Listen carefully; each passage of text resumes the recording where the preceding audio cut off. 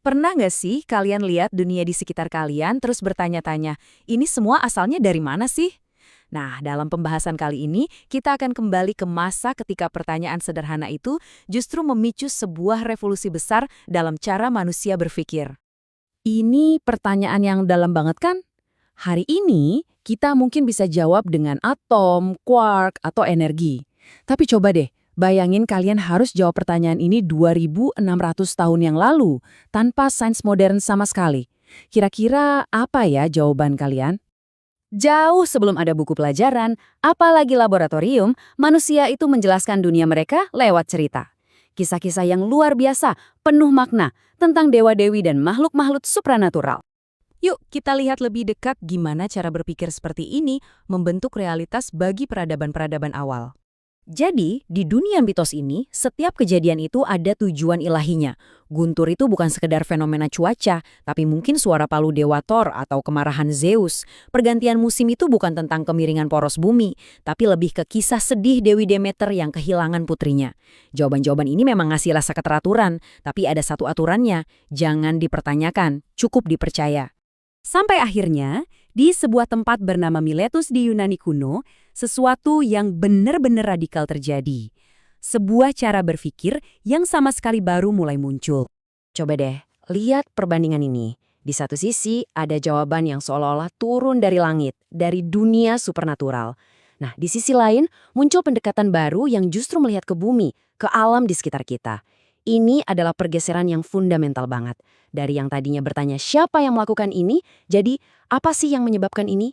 Sebuah perubahan dari sekedar melanjutkan tradisi menjadi benar-benar menyelidiki. Coba bayangin betapa beraninya ide ini pada waktu itu. Ini tuh seperti sebuah pernyataan kepercayaan diri yang luar biasa pada kekuatan pikiran manusia. Kita bukan lagi cuma penerima pasif dari kebenaran ilahi, tapi kita adalah agen aktif yang bisa pakai observasi dan logika buat ngebongkar cara kerja alam semesta. Nah, dengan modal kepercayaan diri yang baru ini, para pemikir pertama, atau kita sebut saja filsuf alam, mereka memulai pencarian mereka untuk menemukan satu prinsip dasar yang menyatukan segalanya. Mereka mencari sesuatu yang mereka sebut arche. Ini bukan cuma sekedar benda pertama loh, tapi ini adalah substansi fundamental, semacam bahan dasar yang menjadi pondasi dari semua yang ada. Tanah yang kita injak, udara yang kita hirup, bahkan diri kita sendiri. Yang paling penting di sini tuh sebetulnya bukan jawaban mereka, tapi gimana cara mereka mencarinya. Thales misalnya, dia mengamati kalau semua kehidupan itu butuh air. Ini kan seperti benih-benih pertama ilmu biologi, mencari asal-usul kehidupan di alam. Anaximander berpikir lebih jauh lagi. Dia membayangin pasti ada substansi dasar yang tak terbatas, yang dia sebut apeiron, sebuah konsep abstrak yang jadi cikal bakal fisika teoretis. Lalu muridnya, Anaximenes, bilang itu udara. Menurutnya, semua benda itu cuma udara yang dipadatkan atau direnggangkan. Mereka mungkin nggak benar, tapi lihat deh metodenya. Mereka mengamati alam, bukan lagi mengutip mitos. Inilah terobosannya. Tapi, cara berpikir yang baru ini dengan cepat menciptakan masalah yang lebih dalam.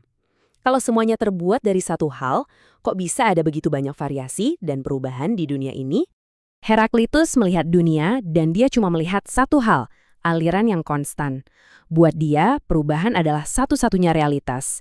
Sungainya terus mengalir dan dirimu pun terus berubah. Realitas itu sebuah proses, bukan sebuah benda. Lalu datanglah Parmenides dengan pandangan yang berlawanan 180 derajat. Dia berargumen pakai logika murni. Gini, sesuatu itu nggak bisa muncul dari ketiadaan. Dan sesuatu yang ada, ya nggak bisa jadi tiada. Karena itu, perubahan yang kita lihat dengan mata kita pastilah sebuah ilusi. Realitas yang sejati itu harusnya abadi dan tidak berubah. Dan inilah dia, debat besar pertama dalam filsafat barat. Apakah realitas itu seperti sungai yang terus mengalir atau seperti batu yang abadi dan tak berubah? Pertanyaan ini jadi fondasi yang akan terus muncul dalam sains dan pemikiran manusia ribuan tahun ke depan.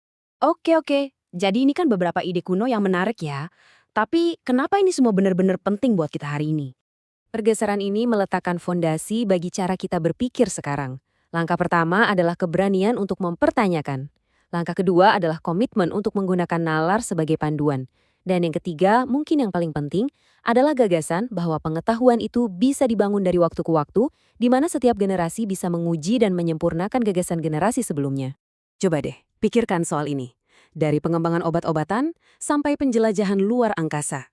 Setiap lompatan besar dalam pemahaman kita itu berawal dari premis dasar yang sama yang ditemukan oleh orang-orang Yunani ini, bahwa alam semesta punya aturan, dan kita punya kemampuan untuk memahaminya. Jadi sebagai penutup, saya mau tinggalkan satu pertanyaan ini buat kalian. Pergeseran dari mitos ke nalar itu sebuah perjalanan, dan perjalanan itu masih kita jalani sampai sekarang. Apa mitos pribadi kalian? Apa yang kalian terima berdasarkan keyakinan, bukan bukti? Nah, ini adalah pertanyaan yang mengajak kita semua untuk menjadi sedikit lebih filosofis.